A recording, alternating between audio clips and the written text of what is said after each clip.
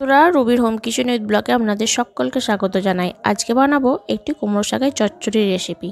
তো চলুন আমি কুমড়ো শাকের চচ্চড়ি রেসিপিটা কীভাবে বানিয়েছি আপনাদের দেখাই। প্রথমে একটি কড়াই নিয়ে তার মধ্যে আমি কিছু পরিমাণ সর্ষের তেল দিলাম। তেলটা খুব ভালোভাবে গরম হয়ে যাওয়ার পর এখানে কিছু পরিমাণ বড়ি আমি খুব ভালো করে লাল করে ভেজে তুলে নেব। তুলে নেওয়ার পর ওই তেলের মধ্যে আমি দিয়ে দেব 5 ফোড়ন। ফোড়ন হিসাবে এখানে 5 ফোড়ন দিচ্ছি, আর দেব তেজপাতা আর শুকনো লঙ্কা। এরপর দেব এখানে অল্প পরিমাণে একটু হিং। এখানে অল্প পরিমাণে একটু হিং দিয়ে নিলাম। দিয়ে এখানে আমি কিছু সবজি ভেজে নেব। এখানে আমি বেগুন, ঝিঙে, আলু আর মূলো নিয়েছি। আপনারা আপনাদের পছন্দের মতো যে কোনো সবজি অ্যাড করতে পারেন। তো হাতের কাছে আমার এই সব সবজি ছিল, তাই এই সব সবজি দিয়ে আমি বানিয়ে নিলাম।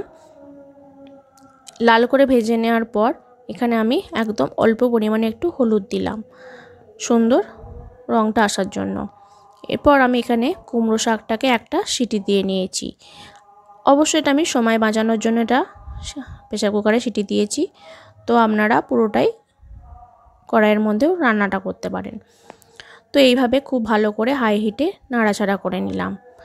এইভাবে নাড়াচাড়া করতে করতে দেখবেন যে একটু জল বেরিয়ে আসছে।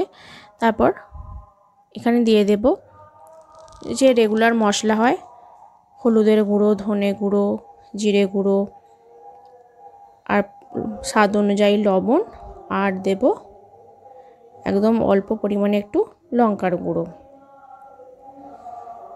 তো এখানে আমি সমস্ত মশলাগুলো দিয়ে নিলাম।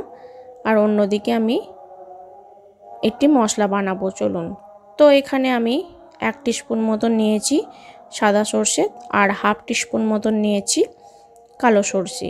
পুরোটা কালো সর্ষে রান্না করলে খারাপ হয় না, তবে তেতো হওয়ার সম্ভাবনা থাকে বলে আমি সাদা আর কালো সর্ষে আর আদা দিয়ে বেটে নিয়ে এটা মশলাটা বানিয়েছি।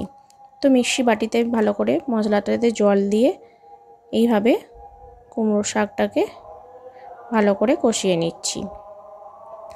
এইভাবে কয়েকবার নাড়াচাড়া করে নেওয়ার পর ঢাকা দিয়ে দেব 2-3 মিনিট মতন মিডিয়াম আঁচে। এরপর এখানে দিয়ে দেব, নাড়াচাড়া করে নেওয়ার পর আমি এখানে লঙ্কাটাও দিয়ে নিয়েছি, 2টো মতন কাঁচা লঙ্কা ব্যবহার করেছি। তো বন্ধুরা এইভাবে নাড়াচাড়া করে নেওয়ার পর আমি এখানে দিয়ে দিচ্ছি 1 টেবিল স্পুন মতন চিনি। তবে আপনারা যদি চিনি বেশি পছন্দ করেন তবে চিনির পরিমাণটা বাড়িয়ে কমিয়ে নেবেন। তো আমি এইভাবে চিনিটা দেওয়ার পর নাড়াচাড়া করে নিচ্ছি। দেওয়ার পর দেখবেন যে আরও একটু জল বেরিয়ে আসবে।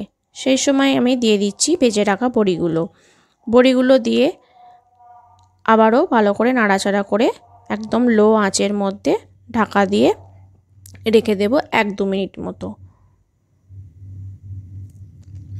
এরপর ঢাকা খুলে দেখব 2 মিনিট পর যে শাকটা পুরোপুরি সেদ্ধ হয়ে গেছে। এরপর এখানে শেষে দিয়ে দিলাম একদম গরম মশলাটা। গরম মশলা দিয়ে এবার নাড়াচাড়া করে নামিয়ে নেব। তো রেডি হয়ে গেল আমার কুমড়ো শাকের চচ্চড়ি।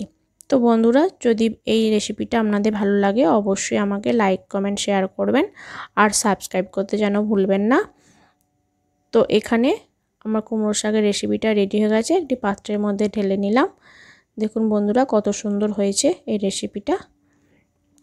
তা দুপুরে গরম ভাতের সঙ্গে এই রেসিপিটা শেয়ার করবেন পরিবারের সঙ্গে। তো কেমন হয়েছে আমাকে একটু কমেন্ট করে জানাবেন।